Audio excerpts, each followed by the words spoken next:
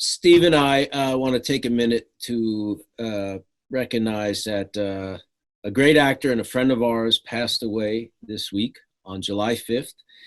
Nick Cordero fell to the coronavirus. He was battling it for 3 months. He was a wonderful guy, a great actor, a singer, dancer. I met him backstage Bullets Over Broadway, which starred Vinnie Pastore.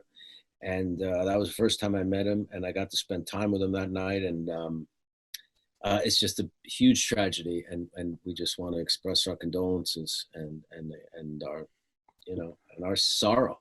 Absolutely, and he was a really nice guy and a very talented guy, and he was the lead in Bullets Over Broadway and The Bronx Tale, and he was on Waitress. He was a very pleasant, talented guy with no underlying problems. A healthy 41 years old, and he got sick, and he's got a wife and a 1-year-old son named Elvis, and we're asking, we don't usually do this kind of thing, but he's got a GoFundMe page for his family, Amanda Klutz and Nick Cordero GoFundMe. If you could give $1, $5, anything you could do, be much appreciated to help the family out. Nick was it's a very tragic thing, as has happened to so many other people. And Nick was a friend of ours. So anything you could give, there's nothing too little. We appreciate it. So here we are, season 2, episode 3 today. All right. It's Yes, Toodle fucking ooh. And before we get into that, I just want to say, all you guys out there, I hope you like what we're doing. I hope you subscribe to us on YouTube, Apple, Spotify, anywhere you get your podcasts. Just click the button and subscribe to Talking Sopranos. So, I wanted to talk to you today before we get into the episode about auditioning. Now, a lot of people out there, they've seen it on TV, but they don't know what it's really about. So how about you? You're a good auditioner, bad auditioner, or what? I kind of like auditioning. I mean, for the most part, not so much anymore. I used to like it a lot more.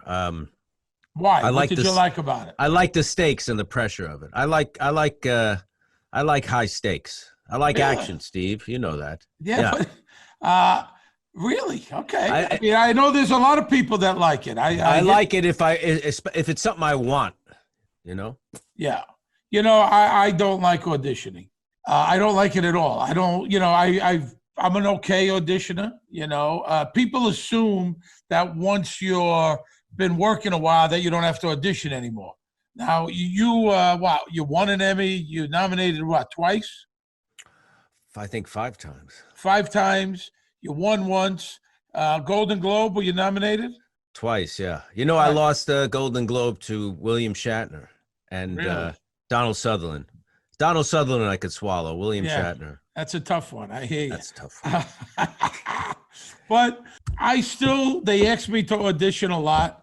I don't like it that much. I mean, if it's something new, something different, it's not a cop, it's not a wise guy. Okay, I get it. You want to see me. But when they want you to audition to play a wise guy, like they did on The Deuce, That's an insult. Are you kidding me? I was on an HBO show. You want me to? And then there was another one recently, an independent, low budget, shitty film, and there was 2 paragraphs, and they called me. They wanted me to go to Jersey City to audition. I'm saying, are you out of your mind? I've been doing this, making a living for 20 years. If I can't do 2 paragraphs, there's something very wrong. Yeah, if it's for something they haven't seen you do and that nobody would think of you doing, I get it. And sometimes if it's to read with one of the leads, to see what the chemistry is, and that's important too. I get it, that's different. That's different, but just to say, come in and read for a guest star on a show. Listen, I've been a series regular, I've been working on 3 different series. Okay, I did not have to audition for Blue Bloods. I didn't have to audition for Secret Life. I did audition for The Sopranos, but I guess they just want you to come in, hear their words. Sometimes it's a power thing. I got to tell you, I had an audition. Ellen Lewis, who's one of the biggest casting directors, she does all Scorsese. You know Ellen. She does all Scorsese movies for years, and she's great. Really great person, nice person. And I auditioned for her when I was first starting out in Vegas for Casino. And I auditioned for her and De Niro and Scorsese. So once I got on The Sopranos, they were casting Jiggly. Remember that movie, Giggly? Yeah, that's known as one of the worst movies ever made, apparently. So, well, I didn't get the fucking part in the worst movie ever made. So another story. So I am going to read for her. And I say to myself, I've been on The Sopranos a couple of years. I kind of know what I'm doing. So I was kind of excited, like to show her what I learned, what I did. Because when I auditioned for her earlier, I was a green banana. So I'm living in Little Italy, and it's a humid, gray day like in June. And I say, fuck it, I'm too early. I won't take a cab. I'll hop on the train. Well, you know, I sweat like an animal. I'm wearing a gray shirt, right? I'm sweating like a farm animal. I walk down the subway. It's hot as hell. I get off the train. It's still 5 blocks away. By the time I get to her office, I am fucking soaked, man. I mean, soaked, embarrassingly soaked. Like, what's his name? And what's the movie? Albert Brooks in the movie, whatever. But he was on the air and he was sweating. It was like someone turned the faucet on. I'm soaking wet. Broadcast news. Yeah, I'm soaking wet. So I go to the bathroom there. I'm trying to dry off with towels. I mean, it is a disaster. Then I go on tape. Of course, it's not going to be any good. I mean, I'm so embarrassed. The worst audition in the history of auditions. I hope they burned that tape. And Lenny Veneto, who was on The Sopranos, he's the one that got it. He got the part. He got that role. I did an audition once with Johnny Ventimiglia. You know, Johnny and I go way back. Artie Bucco. It's a teenage. I know him since I'm 17, right? So we had the same manager at one point after we were in school. But anyway, we both go up for this movie called Mad Dog Cole. And they were going to shoot it in Moscow. And it was right after the Soviet Union fell. So either it was right before or right after. Nobody was going to Moscow. We meet this director. He died, actually. He's not alive anymore. And first I go in, or first John, one of us goes in first and reads, and then, you know, we're going to wait for the other and go, you know, have lunch or something. And then the guy brings us in together. And I'm reading for Lucky Luciano, and Johnny's reading for Mad Dog Cole or Oni Madden or one of those characters. And then the guy wants us to improv. The script is horrible. It's just like the worst, you know, bad mafia cliches and old world Italian, you know, BS written by someone who doesn't know anything about it. So then the guy says, just keep going. You know, he's filming us. Keep going. So Johnny and I start doing this ridiculous improv of Lucky Luciano and just making stuff up about who we're going to shoot and what we're going to have for dinner. And the guy's bawling, crying. I swear to God, tears, like blubbering, crying, you know, and we're doing the scene, and then we finally stop. And the guy's like, that was the most beautiful, you know, and I thought it was just god awful, like one of the worst things I've ever done. He said it's the most beautiful thing. Then we don't hear for a couple of months, and then the movie's on, and our manager says, there's no way in the world I'm sending you guys to Moscow with this guy. Yeah. Because it just seemed like a fly-by-night. But did they want to hire you? Yeah. Oh, they cast both of us, and neither one of us did it. I think Johnny wound up playing Oni Madden on Boardwalk Empire. Is that right? Or one of those? Not on Boardwalk. He wasn't. I don't think Johnny did Boardwalk. He wound up playing him somewhere else, but it was one of the weirdest that's hilarious. auditions. I also auditioned Honeymoon in Vegas. They were doing a play with Tony Danza being the lead. Oh, yeah. Right? So on Broadway. So they called me numerous times. And I said, listen, my agent said they really want to see you. I said, I don't sing, I don't dance. And they called again. I don't sing, I don't dance. Finally, he said, listen, you don't just read the words. You don't have to sing or dance. I don't know if this character didn't sing I don't know, but I went up there very reluctantly. Big casting director. Go out there. I say to the guy, I sign in. I say, I don't have to sing or dance, right? He goes, absolutely not. They already know. I go in, there's 20 people, must be producers, backers, blah, blah, blah. I read the words with Tony, who's a great guy. I've known him quite a long time. Matter of fact, 1981, 82, he tipped me $20 when I was a bouncer in Vegas. There you go. Like Jerry Lewis. We're lifelong friends. And John Stamos. Stamos gave me $20 also. Okay, so I go in, I read the words. It goes just fine. And all right, thank you. And Tony goes, whoa, where you going? You got to sing. I went, no, Tony, I don't sing. No, come on. Now, he's trying to help me. Obviously, he doesn't know that I agreed to come in without doing. Listen, I fucking ran out of that room. I couldn't hit the elevator fast enough. I'm not joking. And this is not that long ago. You didn't sing? I did not. I can't sing. I can't dance. I mean, I ran to the elevator. When I got out of there, it was like I got out of the can for after 10 years. I could not get the fuck. I've seen you dancing. We did Luck Be a Lady tonight on stage in Las Vegas. Didn't we? Oh, yes, we did that. We sang that. All right. Fuck it. Let's get into the episode. This is a great episode, which I enjoyed very much. This is Toodle fucking new. First aired January 30th, 2000, written by the great Frank Renzulli, directed by Lee Tamahori. Now, this is the only episode he directed. He is mostly a movie director. His breakthrough movie was 1994, Once Were Warriors, which was a movie about an urban family of Maoris, which is the native people from New Zealand. He's from the town of Wellington, which is a great city. I spent a month there shooting Peter Jackson's movie, The Lovely Bones. It's a great city. But he also did Die Another Day, the James Bond movie, and he did Mulholland Falls as well. Oh, really? Very talented. I was not, or Bobby was not in this episode. And this is the second episode. Last one was Bruce Lee. He only directed one. And then this one here only directed one, Lee. So we got two in a row, as opposed to some of the other guys who directed a whole bunch of them. So, all right. So we open up. Tony's driving down the street. He's driving past Olivia's house. He sees the cops there, the ambulance. There's a huge party going on.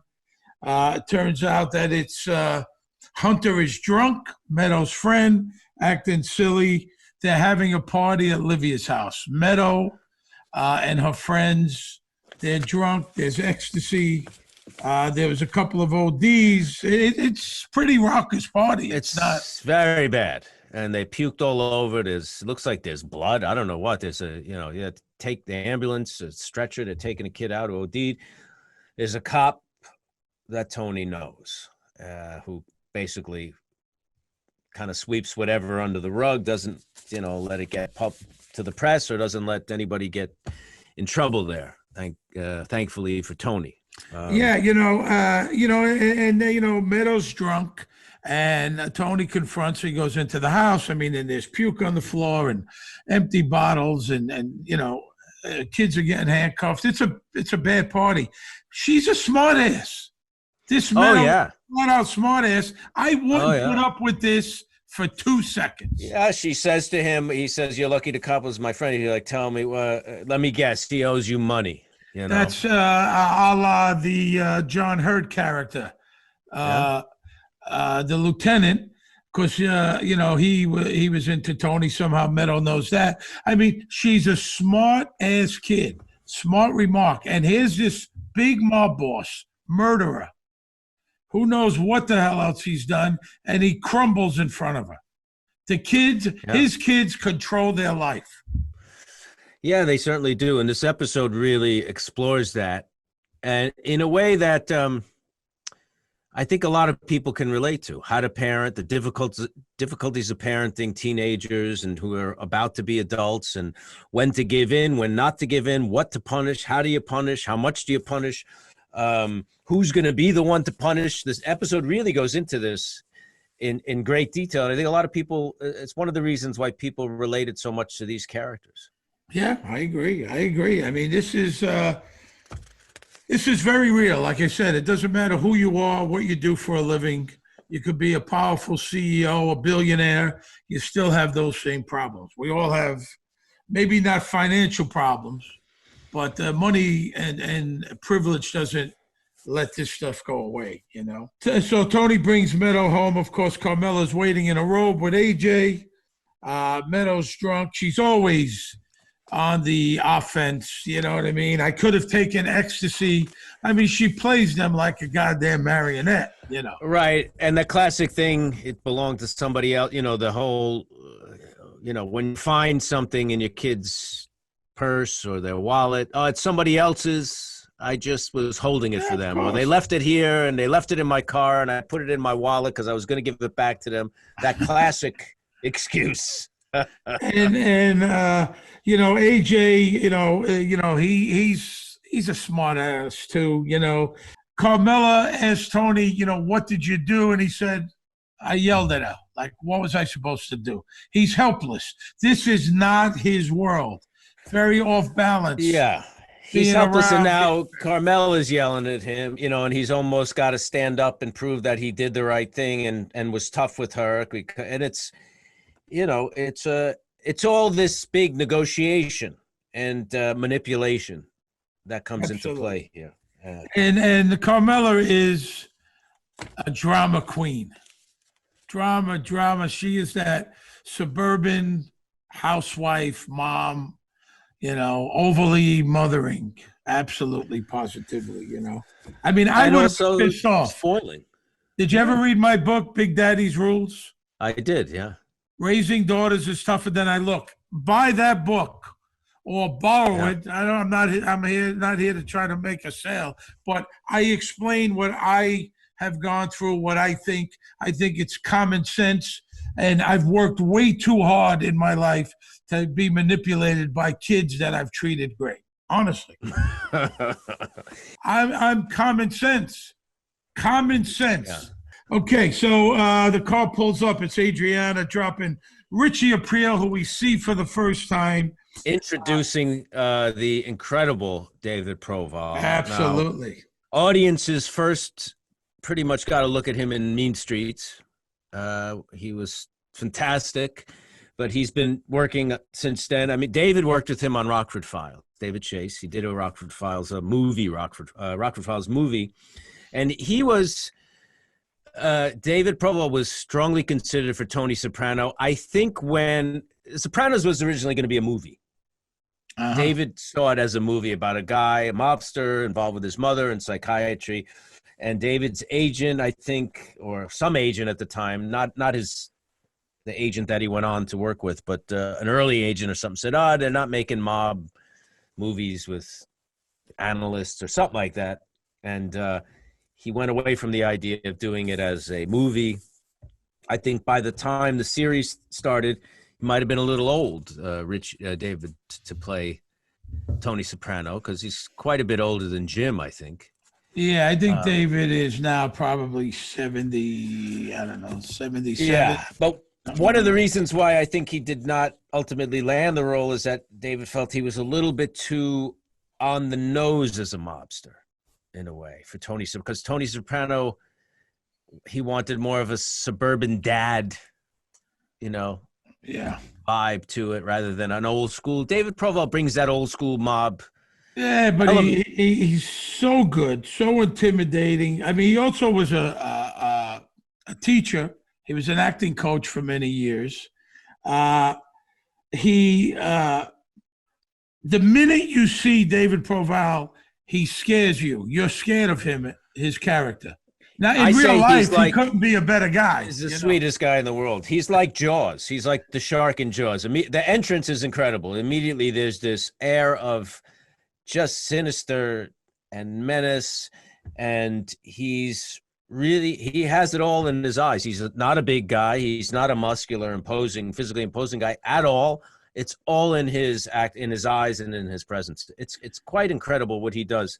He's in the movie we released this year, this indie movie, Cabaret Maxime. I've mentioned it before, but he's in this movie as well with myself and Johnny Ventimiglia, and he's wonderful in that. That's more recent. But and he's done a ton of theater also. In this one, he's so embodies Richie Aprile. I mean, I can't think of anybody doing this. I agree completely. He is, as soon as you see him, he scares you. He makes you uneasy on camera when you're watching him. You know, he makes you uneasy, like you know something bad is going to happen. There's trouble. The minute you see, he's trouble. He doesn't back down to Tony Soprano at all, and so he's the type of guy that you're going to have to beat him. You're going to have to kill him. He's not afraid of anybody. And he takes a look. He's Adriana's uncle. I don't know how that is, through marriage, I assume. And she drops him off. He says he's going to take a walk in the neighborhood, see who's around. He sees the pizza place and he walks towards it. Next scene, we're at the Soprano house in the bedroom. They're talking about Meadow and how they're going to handle this. And there's got to be consequences. And they get into, you can't discipline your kid. They'll call child abuse on you. And, if you throw her out, social services. Right. You take a car away, then you're the chauffeur. You're damned if you do, you're damned if you don't. Basically, she's saying we're powerless over her, but we can't let her know that. And there has to be consequences, which is a big thing in parenting, and figuring out what those consequences are without making her own life miserable. Like she's saying, you're going to ground her, then you're the chauffeur. If she's in the house, she's miserable. That's a pain in the ass. So they feel like they're up against it here. It's a catch-22. Meadow's basically a good kid, but as most kids, she's getting into trouble. She's a senior in high school, and but Tony's, and we'll talk about it later, but he's off balance as a parent. He's off balance. He can dominate his crew and intimidate and use his will and enforce his will, but with his kids, he's got a weak spot. Absolutely. Okay, so Beansie, played by the great Paulie Herman, who's been in a ton of movies. He was so good in Goodfellas. He plays that drug coke dealer in Goodfellas, and he is tremendous. He's a good guy, a really good guy, New York guy. I think doesn't he run the restaurant in L.A. on Melrose? What's the name of that place? Well, he used to run originally in the late 80s. There was a restaurant called Columbus, which was a real actress hangout. De Niro was an owner, Walken was an owner, Sean Penn, Baryshnikov, and Paulie was the manager. He ran it. He was a maitre d'. He was the manager. And then Ago in LA, a good restaurant, and I run into him in Walkers a lot. He's a really good guy, good actor. He was in Entourage and Silver Linings Playbook. I mean, a real solid, good guy. He plays Beansie. Richie comes in. He obviously wants to shake Beansie down. He sees the pizza place. He owns 3 of them. And right away, Beansie goes, I'm not going to be shaken down. I'm not a victim. I'm not some schmuck greaseball, because he's not a mob Richie guy. Helped put him in business. Yeah, he's not a mob guy. He's not a mob guy, but it's been out of sight, out of mind. He's basically hasn't give Richie a second thought, and it's pissed Richie off. He didn't send him anything in jail. He didn't visit him in jail, and he's pissed off. He's got a legitimate beef to a point, I would say. Well, to a point, absolutely. I mean, and right away, he says, I know you're a made guy, but I'm not rolling over. I'm not laying down. He's trying to shake him down. Now, we find out that Tony's been getting a piece of this the whole time, but Beansie is not going to pay. I'm not laying down. I don't care what you do. And wrong thing to say to a guy like Richie Aprile. Wrong thing to say. Well, but probably with a lot of other guys, even made guys, that would work because he knows he's with Tony Soprano. Beansie works for Tony Soprano. He figures he's protected. Little does he know, Richie Aprile doesn't give a shit. Doesn't give a shit. He never came to visit him in jail. And then, he hits him in the head with the coffee pot, hits him with the chair, beats him up, gives him a warning, a big warning. Yeah, that would be a nasty working over for most people. This is nothing compared to what's coming. The Soprano kitchen. Meadow's hungover.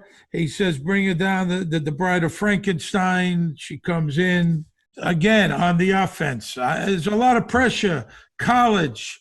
And that makes Tony back off right away. You know, they're all over her. But Tony backs off. All right, take it easy, take it easy, take it easy. You know, you don't know what it takes. Janice gets involved. Janice puts her 2 cents. She says the Zuni tribe, which is a Native American tribe, says for every 20 wrongs, ignore 19. She's quick to, you know, put in her 2 cents that Tony and Carmela were, it's an ego thing for them, trying to control the daughter's need for independence. And then they're dealing with punishment, how to punish her. 2 weeks, 3 weeks grounded. They're only going to give her $10 a week. She has no money. They bought her a pashmina. I mean, she's a spoiled kid. Yeah, basically. but she also she made her own punishment. 2 weeks without Discover card. 3 weeks, Tony says. Like, so he's trying to do something. He's way off here. He doesn't know what to say or do. He doesn't know how to handle this. She plays them like a goddamn violin. Like a violin. She walks away smiling. She knows she won. She's going to get her way. She's going to be able to, you know, she's going to be basically going to do what she wants to do because she knows how to work her parents. The pork store, Richie is sitting there. Tony comes up. Christopher arrives from his stockbroker job. He's late as usual. And when Christopher, when Tony introduces Christopher to Richie, Chris looks at Richie like he met Joe DiMaggio, Mickey Mantle, you know, LeBron James, like he's in presence of greatness. Right. Not a murderer, not a drug dealer, not a con that was in jail for 10 years. But in this world, this guy is a hero in the neighborhood. He's a hero. He's impressed, and Richie puts him in his place and says, "I heard you raise your hands to my niece, and you're only allowed to do that if you marry her," basically, he says. Which is another insane hypocrisy. So you don't hit my niece unless you're married to her, then it's none of my business. So once you're married to her, you could beat the shit out of her, do whatever you want. But until then, don't get out of love. Right. And Chris kind of hears that because he knows Richie's not fucking around. Richie's pissed off because Richie brings up, you know, he wants to get his action back, and Tony walks away. He doesn't want to deal with it. And Richie doesn't like that. No, very disrespectful. He thinks it's very disrespectful. He doesn't understand. He's also been away for 10 years. Things have changed in 10 years. The FBI's all over him. It's a different time, obviously. Yeah. In the mob, against the mob. It's a whole different world. Fashions have changed as well, and he hasn't realized that either, obviously. He's dressed like a guy. His clothes are great. They're perfect. The Sanzabel pants, and they're just, you know. He hasn't bought new clothes, obviously, since he very went away. 1980s. Very 1980s. Yeah, it's great. 70s, 80s. Silvio comes over. You could talk to Tony in time, but not here, not now. Okay, you got Pussy and Paulie are in the background. Now we're in the restaurant. Melfi and her two friends, they're finishing dinner. One of those friends on the left who plays Miriam is a woman, an actress named Diane Agostini, who's an old friend of mine. She was also in Godfather 3 and a bunch of movies. But her dad, who died in the early 90s at 80 years old, was a famous sculptor in the Village in Soho, part of the abstract expressionist movement, friends of Pollock and de Kooning and all those people. He was friends with Johnny Ventimiglia and me and another one of our friends when we were young, in our 20s. He was like in his 70s, and we used to go to his studio and hang out with him and look at his sculptures. And that's how you know her. And that's how I originally met her. But Peter was a great artist, and she was his daughter. So Melfi and her friend and her two friends, they're in the restaurant. They're very tipsy. They split a bottle of wine between the three of them. She says, "Can you believe we knocked off a bottle of wine?" Three of them. Three of them. That's nothing. You used to gargle with a bottle of wine in the morning. I remember when you would gargle with that. Before dinner. Yeah. That I would drink at home, start out with a bottle of wine to get ready to go drinking. Yes. In our day, I sound like an old man, which I am.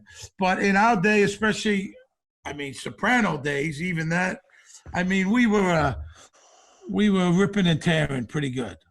Yeah, a bottle of wine was That was nothing. just to start out. We would be out for 5, 6, 7 hours. We had all kinds of parties with the cast, the crew, and I was happy to be a member in good standing. When we went on our appearances, Pinot Grigio, then that was your thing. I would Santa Margarita. I would start out with Pinot Grigio, then I would drink Patron, chilled it up in a martini, and a beer on the side. Yeah, had a lot going on back then. I haven't had a drink in months, but we had a lot going on. We had a lot of fun. It was a lot of fun. Nobody got out of line. It was a lot of fun. I remember somebody saying one time, the Rat Pack they used to drink, there's no possible way they drank more than us. I don't think so. No, I don't. I'd be shocked to imagine that. Most of the cast, not the whole cast, but most. Not everybody. So Melfi and her friends, and Tony is there with Paulie. She lights up seeing. She's a little tipsy. Yeah. She lights up seeing Tony Soprano, though. Yeah, absolutely. Yeah, she totally lights up seeing it. They mentioned the veal is excellent, which is kind of a little bit of a Godfather reference from McCluskey, Sergeant McCluskey. That's a little reference to that, it seems to me. And they think, the guys obviously think Tony had a sexual thing with Melfi. They don't know who she was. They figure she's some broad that he had a thing with. Yeah, and they're acting like frat boys. You know, they're talking, like bros. Paulie's telling us silly jokes and repeats it. Pussy's there to, he knows the difference between lips and this and that. And they kind of Walnut's odd gesture of, was it good or great? Was it good or was it great? I'm not sure what he was getting at. Did he improv that? I don't know. It was very. I'm still trying to figure out what exactly the mechanics of that gesture. What that. But they kind of act like frat boys, and they kind of peer pressure Tony into saying that he had been with her at one point. Right. He's going, it's a long time ago, and then he even gets annoyed. You're gonna stop breaking my balls, he tells Paulie, and they want an answer like high school kids. Come on, did you do it? Did you do it? Like that kind of thing. Finally, which we know is not true. He says, yeah, a long time ago. Next, we're in Elliot Kupferberg's office. First episode of Peter Bogdanovich, and he's playing the therapist. Peter Bogdanovich, of course, one of the great filmmakers, one of the great American filmmakers ever. Started out as an actor, studied with Stella Adler. He's a great actor. I didn't really, he's a great actor. Really good actor. He, one of my favorite, of course, he's famous for Last Picture Show and Paper Moon, another fantastic movie. My favorite of his is Saint Jack, which stars Ben Gazzara. It's a movie about a pimp in Singapore. And Peter has a really good role in it. Oh, and really? His acting is, Peter directed it, but Peter's acting in Saint Jack is particularly good. Peter is a film historian, has written books about Hollywood for a long time, and is almost like I'm sure could be a professor of film. He was friends with Orson Welles and a lot of the great. Yeah, he was good friends with Orson Welles. He also directed Mask. He directed one episode of The Sopranos, and he called me Bobby the entire time. He did. I didn't even bother to say, hey, my real name's Steve. I didn't, it didn't fucking matter. But as time went on, he just became one of the guys. He was a cast member. One of the guys, but I mean, I love talking about movies with him. Yeah, but he was great. I'm saying he became one of the guys. He just fit in with us and hung, and he was just one of the guys at the parties and the premieres, and he was terrific, Yeah. And here he tries to, Melfi is telling him, I said, Toodle fucking do. It's so embarrassing. I was like a schoolgirl. And she's complaining one of my patient's committed suicide, and he's trying to make her feel better. He's trying to make sense of the whole thing. So what? So you did that. So you said to her, what's the big deal? And it was like if you went on vacation. So, one of your clients committed suicide. You were there for her. And then she says, I had to go on the lam.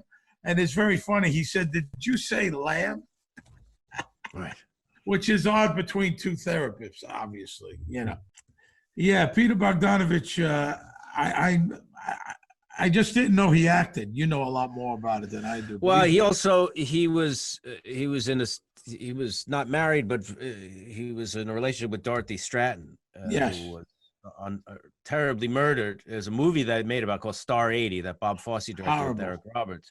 And Peter wrote a book. I mean, Peter was devastated by her death, her murder. And he wrote a book dealing with that. And, he was terribly depressed for a long time and was basically in the house for months and months. And he was friends with John Cassavetes, and Cassavetes was directing his last movie, Love Streams. And he called Peter and said, I need your help. I need you to direct a scene that I'm acting in.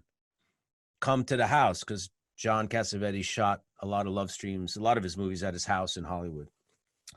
And it was Peter he really was to get Peter out of the house. And Peter told me this story, and he went over and directed the scene. It was really very healing, I think, for Peter to on a scene with John and to get him out of a little bit out of the funk that he was in. But it's a tragic story. Oh, horrible. And I couldn't even imagine what he went through and what he was feeling. And then on top of that, he there was a couple of more than one movie about it. There's a few movies about it. There was one. Star 80 is a very good one. I mean, Bob Fosse was a great director. There was a few, and it was everywhere. So just a horrible. And was it Fosse or am I wrong? Was it Hal Ashby who directed that movie? That I don't know. But you said you're going to get Peter on our show, right? We will have Peter on the show. Yeah, he has a podcast for TCM, a movie podcast about the history of movies, which is very good, which is about film. But he's just an incredible. It was Bob Fosse. It was Bob Fosse. Yeah. Star 80. They're in the yoga class. Janice sees Richie. They make eye contact. Richie had mentioned in jail he started meditating and stretching.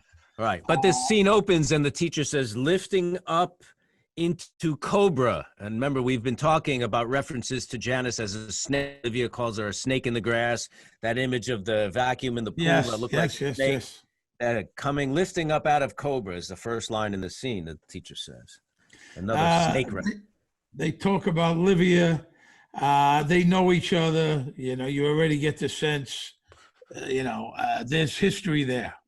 There's history, but Richie definitely sees opportunity right from the beginning. This is his way back in. This is his way to have some kind of in and leverage with Tony Soprano. I think that's right there.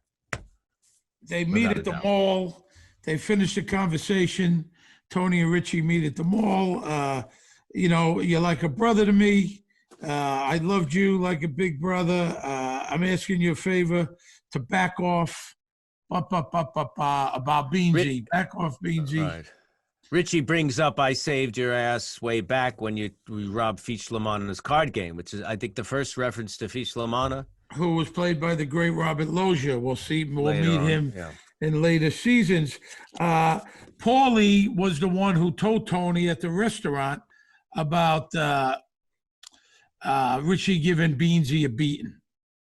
Paulie's the one so Tony's aware of it. He says, I thought I told you to back off. He takes offense to this. Richie takes offense, but he's trouble. He doesn't move one iota. He's not intimidated by Tony at all. No, he says, it's not for you to give me what's already mine. Right. Very good line. And Tony's trying to say, we're going to bring you back. We're going to help you out. We're going to bring you back into the fold slowly. Richie don't want to hear it. No. Because here's the other thing. Richie went away for 10 years. Tony wasn't the boss when he left. Tony was a young guy when he left. And, he's been hopped over. Tony jumped over him up the ladder, and he resents it big time. Yeah, he's Tony was just a regular, kind of soldier, I guess, when he was away 10 years ago. He tells him back off with Beansie. Beansie's a good earner. It's a cash business. It comes in handy. And he doesn't, he said for you. So Richie is not down with any of this at all. No, he was expecting more coming back, I guess. He was expecting like the royal treatment, and it doesn't really happen. And then he gives a little zinger. How's your sister? Which Tony takes offense to, and then he backs off. Well, what do he kind of thought it was like, something about your mother. So he gives him a little zinger there. How's your sister? Pavati, not Janice. It's so ridiculous. Pavati. Olivia's house, she picks up it's a great cut to Livia, to the car coming in with that music as Pharoah Sanders, A Prince of Peace, but there's that little bar of music there of him singing. It's pretty cool. That's a great little transition. She's got her disability check she picks up there. Her name is her name is Pavati Washak or Waspa, some last name. She has an offbeat last name. It's not Soprano anymore. Obviously, she was married, I assume. And she walks into the house. She sees. But you notice the check was made out to Livas. It said the address was care of Livia. Liva, Liva. Oh. And the address was 55 Benedict Avenue. David Chase's agent at UTA was Peter Benedict with the same spelling. So I think that's where that address must have came from. You should have been a private eye. It also said County of Olympia. Olympia is the capital of Washington, but it's not a county. The county is Thurston County. So that was a little bit of a mistake. Whoever printed that check up. All right. Okay. I looked very closely, Steve. Maybe a private eye. And she looks in. She sees that the place is trashed. No more, she was sticking up for Meadow. She is livid. She sees what they did to this house. There's throw up. It's a mess. And she is pissed. Tony's eating cereal, honeycomb cereal. She comes running into the house. She is pissed. The house is fucked. She's beyond outraged by this. Tony's reading the cereal box like a kid. Like a kid, but there's also a scene in The Simpsons when Homer's in bed in his pajamas with reading glasses with a box of cereal, like he's he's not eating. He's not eating. No, he's reading like a Captain Crunch, like he's reading a novel to go to bed. He's got with his glasses. It reminded me of that when I'm going to try that tonight. I'm going to try that. Very good. Yeah. Some Frosted Flakes. So Janice is pissed off. She's yelling about Meadow. She has a whole different attitude. Meadow's spoiled. She's out of control. Tony's eating. She's flip-flopping. She needs to be disciplined. Right. Janice won't stop. She's just going on and on. Tony snaps, throws the thing of cereal everywhere, gets in Janice's face, and it's ugly. And Janice very calmly says, I could say a lot of things right now. She is evil. Which is a classic manipulation. Listen, I could say a lot of things. Yeah. The Sopranos are crazy. Yeah. They're crazy. They are crazy, man. There's mental illness. There's crazy. Tony's a murderer. His father was a murderer. Janice is evil, crazy. There's a lot going on, that we don't know about yet. Yeah, he's there in the doctor's office. His hip was not broke when he fell in the shower. Last episode, it's just bruised. His heart is good. He says, I'm getting, I'm feeling fibrillations or whatever, and he says it's psychosomatic. Everything's fine with you. And Richie comes in. He introduces Richie as one of his dearest friends, and Richie's working the angle here. Richie obviously has heard about what happened, that Junior tried to kill Tony, so now Richie's going to figure, well, I'll play this angle. He's moving in. Yeah, but I also think Tony was too young when he went to jail. He was more around Junior, I think. Right, but he also must know Junior tried to kill Tony.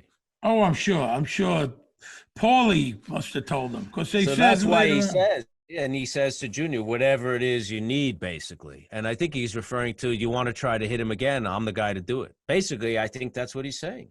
He says, I'm with you. You know, you tell me otherwise, I'm yours. And then Junior has the famous line, federal marshals are so far up my ass I can taste Bill cream, which is a very funny line and a great, great line. They don't get better than that. You know, the bada bing, it's Richie's party. The comic, once again, is Ed Krasnick, who makes me laugh. He's bombing. He didn't, I mean, obviously it's written for him to bomb, but he didn't write this material, Ed. We saw him in season 1. He wrote that material. This material, he didn't write, but he's trying to do comedy in a topless bar. They could care less. I mean, it is crickets. He does the famous Ed Sullivan. This is the welcome home party for Richie Aprile. Yes, and the guys come tribute. And they give him money. Yeah, what, you know, to help him get back on his feet. Big Mike Scutch, Mike Squacciarini was a guy who was Tony Sirico's driver. You remember Mike Scutch? Yeah, I think I met him. He was like Tony's right-hand man, right? He's the guy, the big guy that gives money to Richie, and they have a little beef there. But he was Tony Sirico's driver and right-hand man in real life for a while. And he did some acting, Mike. I think he was a big guy. He did some acting. He passed away. Yeah, he's no longer big guy, big guy. Yeah, nice guy. And the guys are paying tribute. And they're giving envelopes, and which they do when guys get out of jail to help them get on their feet. So his friends and crew guys are coming around, and Richie, where's Beansie? He's pissed. Beansie didn't show up with an envelope. That would have been the smart thing to do for Beansie. Even after taking the beating. He should have just gave him a little taste. Here you go. Might have worked out better. A lot of stuff is about respect and protocol and things. You got to do this and you got to treat people this way. And if you don't, it's bad. I think he should have, showed up, Beansie. Also, Chris says this guy's got an attitude. Tony shows up. Christopher says he's got an attitude. And Tony says he's going to be all right. Tony doesn't believe that it's going to be all right. He's not going to be all right. Deep down, he knows it's not going to be all right. But he's trying to keep it going. And, of course, Paulie says, hey, he's been in the can for 10 years. I kind of give him a pass. Give him a slack. He goes in the back with the girls. Silvio sets it up for him to be taken care of by the girls. He tips the girls. I don't know. What is that? The girls say, were you not happy or something? I didn't quite get it. Later on, we see him with Janice. Is a scene when he's putting a gun to her head. So I think he's got a thing with sex and violence.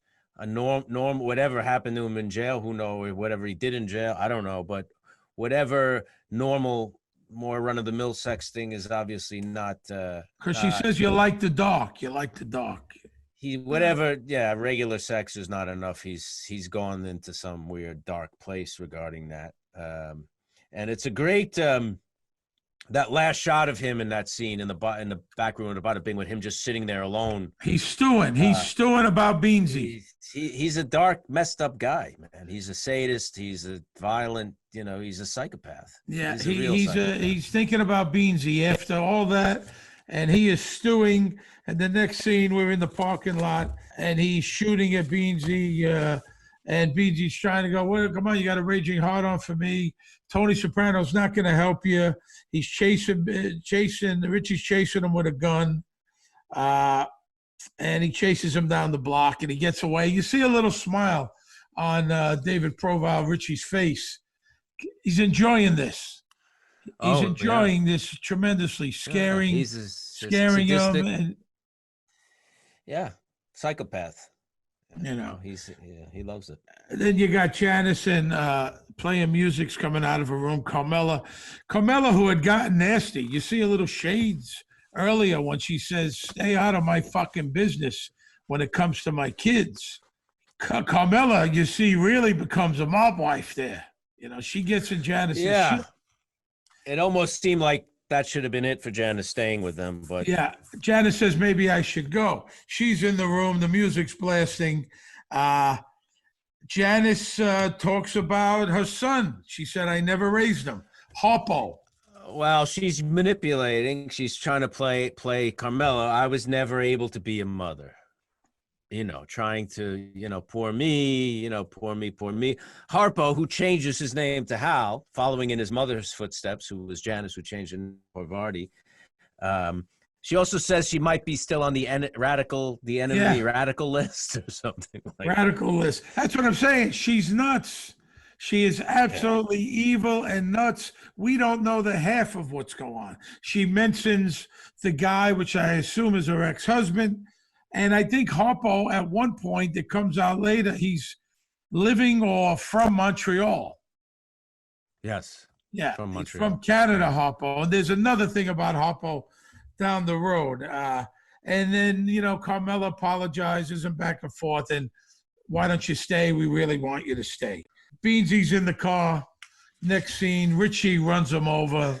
He beeps the horn to let him know that he's coming, which I find very...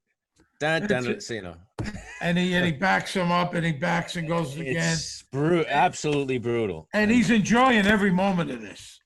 It's really, really brutal. And he's smiling and he's smoking. It's very casual. It's like he's just like he's going down pulling the car into the garage. That's it. Yeah. Soprano kitchen, Meadow and Hunter, they're making food. They're making a mess. TLC, no scrubs, which Meadow's doing at the end of the episode. Correct. All right. You get them. I'm telling you, you're sharp. You're sharp. You are. So what's your parents say about last Saturday? The usual, nothing. Mine, just blah, blah, blah. They're talking about the parents trying to discipline them. Her father's hypocritical the way he makes a living. That's part of it. Meadow thinks that she could get away with everything. Her father does this for a living, and so I could do whatever I want. You're no one to talk. You're no one to talk. Don't tell me what to do the way you live. And then and Hunter's saying start purging, and then you'll get whatever you want. Basically, because if you convince your parents you're suffering mentally with whatever, bulimia or anorexia or addiction or something, cutting, whatever it is, you can get your parents' attention and get their sympathies and let them do whatever they want. Meadow mentions Limelight, which was a very hot club at this time. That was the first nightclub I ever went to in New York City in 1983. Was it on Park Avenue? It was on 6th Avenue, 21st Street. It was a church that was deconsecrated. Yeah. It was when it opened in the early 80s, it was one of the coolest places you could ever imagine being. It was amazing. The doorman, when it first opened, was Dolph Lundgren, who at that time went by the name Hans. He was studying acting. I think he was dating Grace Jones. He was doorman at the Limelight, 1984. Yeah, I think a lot of actors. I think Greg Jabara, who's on Blue Bloods with me now, I think he was there. Another guy, Barry Rawson, he was a bouncer who became head coach of Manhattan College. There was quite a bit of guys came through there. I think now it's a shopping mall. It's like a little indoor mini mall kind of thing. Mini mall, yeah. But when it was in its heyday, it was incredible. It got very hot again in the late 90s too. I think I was there in the mid 80s. I was already living in Vegas, so I think one time I came back and I had gone there. Meadow's got a big attitude. Like I said, I won't put up with this.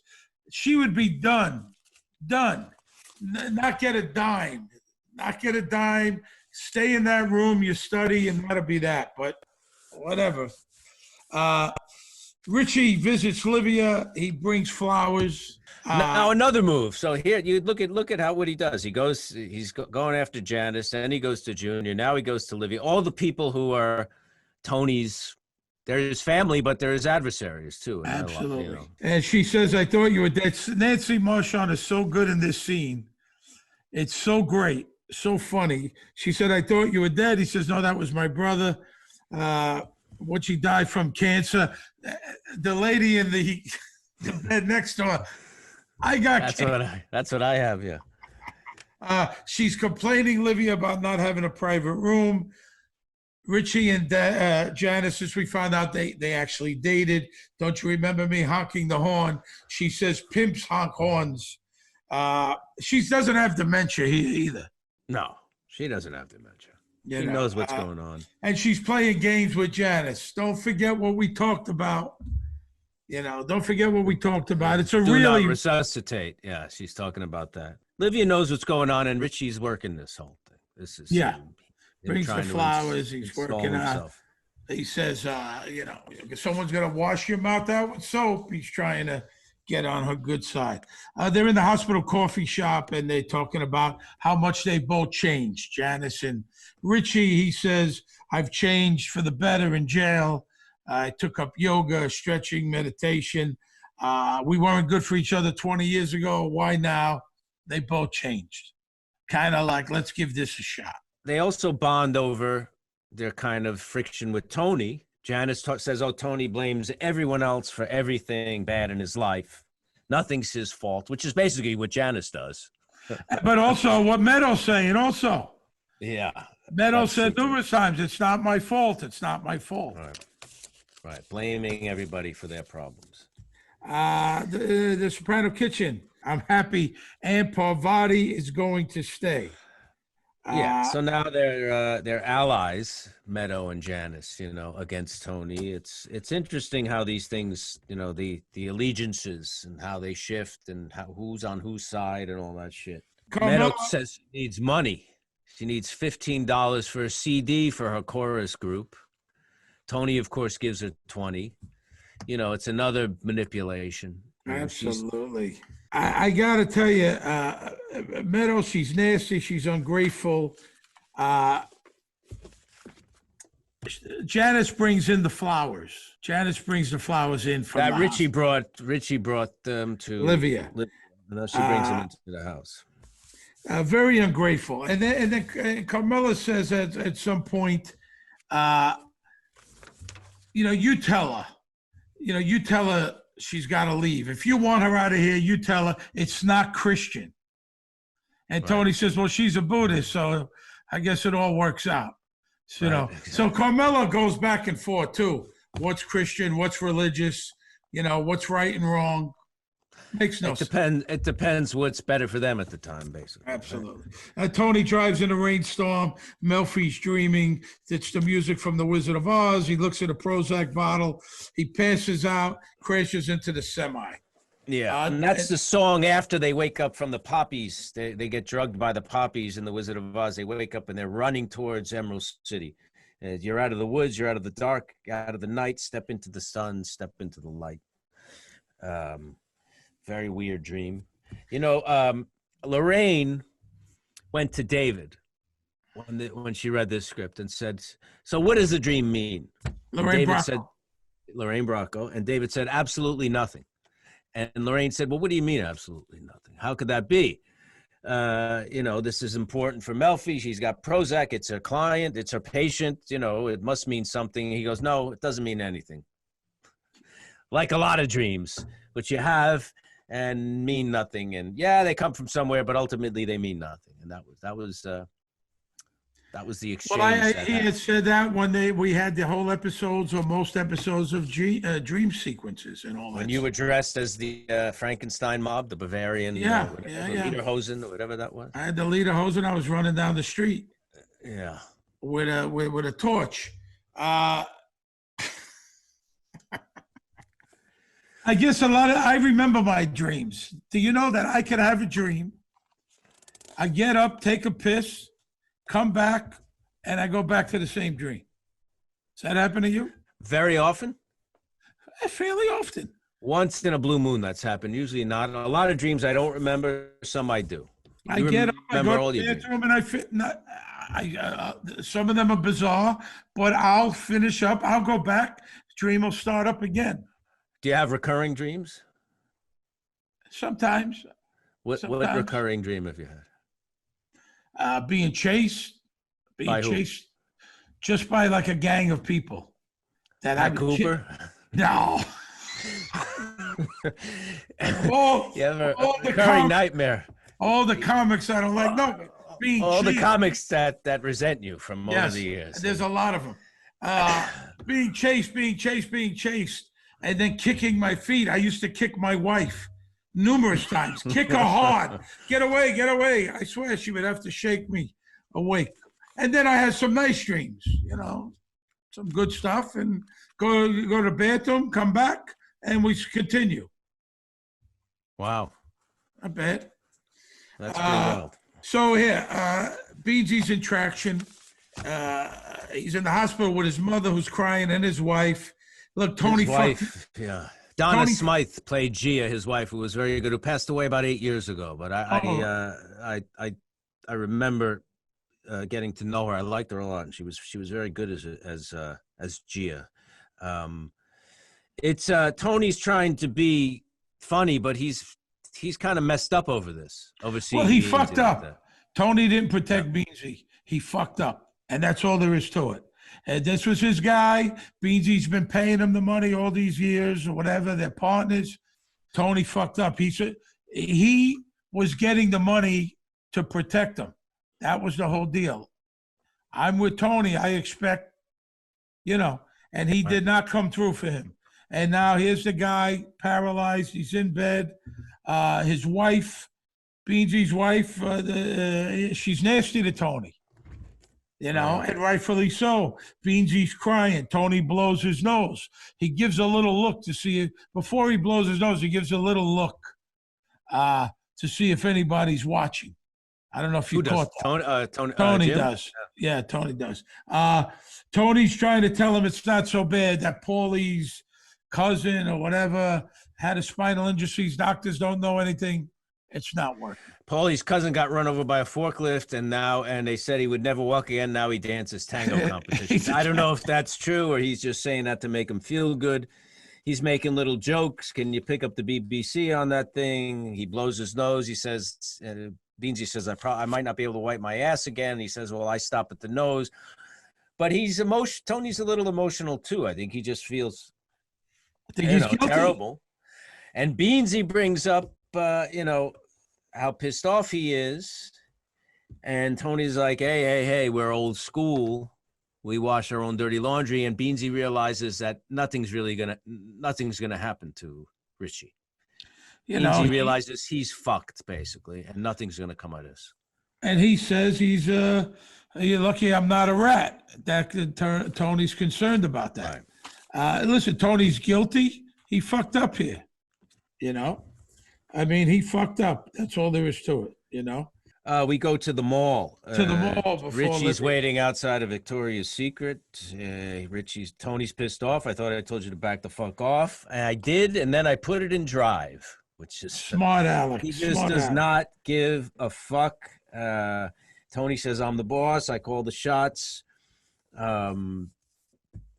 Richie doesn't care. Tony's pissed, and he's being he should have been killed right now.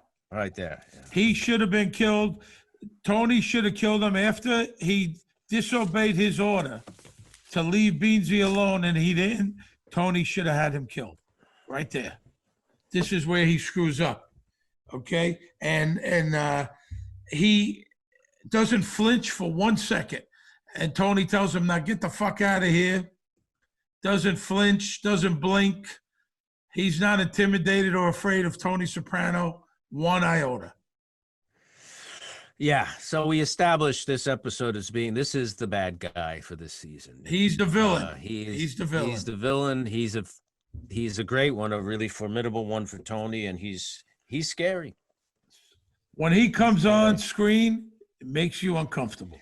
Yeah, he's got nothing to lose. He's been in jail. He's probably busted out. He's willing to die. He's not afraid of anybody, and he's. If his brother was alive, if Jackie was still alive, he wouldn't have done this. Things would have been a little bit different. Would have been different. David just hits it out of the park, right from the minute he shows up. He just does. Great actor. A really good guy, great actor. Next thing, we got Livia's house. Tony meets a locksmith he's going to lock everyone out, obviously. You know, Janice, Meadow, and whoever else. He's changing the locks. He looks inside and he sees Meadow cleaning the house. She's gagging from the smell, the puking. She's crying. Tony looks through the window. He sees this. Now, question. Did Janice make her go do this? Or did it finally hit her that she was disrespectful to her grandmother's house? Or did Janice say, you go and clean that up? I think Janice had something to do with it. I would think so. That's what I thought. You know, I manipulated her somehow. And Tony's reaction is interesting because you'd think he'd be happy to see her doing that, taking that initiative, taking responsibility for her actions and trying to make up, but he almost feels like he doesn't want to see that. I think there's more to it. That's why. There's more to it. I think he knows that Aunt Pavati, she had something to do with this. Yeah. But I think, and look, she should clean up. That's what I would have made her do. Yeah, but Tony's feelings look to be mixed, you know. I mean, he doesn't, you know, he doesn't sense any, I don't sense any pride from him that, oh, my daughter's standing up for, you know, doing the stand-up thing, taking care of this. He almost feels like he wished he wasn't doing it, but it's strange. The end credit is by Los Lobos, the music, a song called Viking, which was also playing at Richie's coming home party at the Bada Bing. It's a song about it seems like they're referring to a small guy who's really dangerous and really vicious. And I imagine that's Richie Aprile. Great episode. A lot of new characters coming around. Season 2, as we see, this is the 3rd episode, but you know, the show's getting bigger, as you can see. You know, Janice was introduced, 2nd season, Bacala was, and on and on. So really good episode, man. Really, really good. Once Christopher learns that Adriana was working with the FBI, he sees a family loading into a trashed station wagon. The father looks miserable. It's an incredible scene. Is that the exact moment Christopher decides he can't work with the FBI, or does he make his decision off camera? Is that scene when he hasn't decided yet, or does it cement a decision he's already made? Love the show so far. Really good question. It's a great moment. Christopher's at a gas station and he sees a father, maybe roughly his age, kind of from the same background, Jersey guy. The guy's got a mullet. He looks exhausted. He looks like he's having a rough time. He's got a wife and he's got kids. He's got this beat up station wagon. And I think what happens is Christopher's weighing, what should he do? Should he and Adriana go into witness protection, leave the mob life, live a life in the middle of nowhere, who knows what, or should he stick with Tony Soprano and be a mobster? And I think he looks at this guy as as a possible version of himself in the future. And it reminds me of that line in Goodfellas about not being a mobster, just being a regular schnook. Yeah. You know, that Ray Liotta says at the end of Goodfellas. And Christopher realizes he does not want to be a regular schnook. And this is season 6? This is the same, whatever season it was when Adriana is killed. I think season 6. And I think Christopher realizes that, you know, his identity as a mobster, his life as a mobster is more important to him than the alternative. And I think this, seeing this guy, and it's almost like he's seeing into the future. Yeah. Looking into some mirror into the future that shows him what his life could be, and he doesn't want it. I think it's a really good question, Michael, and I'm glad you pointed it out, because I think that moment, that might have been the moment that solidified his decision. He was going back and forth, but it's a really good moment. The way it's constructed, the scene, the way it's shot, and I do think that, yes, that image and him weighing that decision there really cemented his choice. Now, do you remember the guy when you were shooting the scene? Do you remember? No, I remember what he looked like. I don't remember who he was. No, but I'm saying, but you remember that? Did you? Oh, yeah. He had a mullet and they're pumping gas. Yeah, I remember really, really clearly. I mean, it was a very big decision for Christopher to make. That was season 5, episode 12. Just so you know. So that was a really good question and a really good answer. Thanks for listening. And remember, new episodes are released every Monday. Please subscribe to the Talking Sopranos podcast, wherever you get your podcasts. Follow us on Twitter and Instagram, and like us on Facebook. Our executive producer is Jeff Sussman. Producer is Andy Verderam. Our theme music was composed and performed by Elijah Amerton. Now you can hear more of Elijah's music and also the band Zopa, which Elijah and I both play in together. You can hear our stuff by clicking the links on talkingsopranos.com. Our production crew includes Eric Desi, Bobby Hutch, Frank McKay, Ty Verderam, and Sierra Schirripa.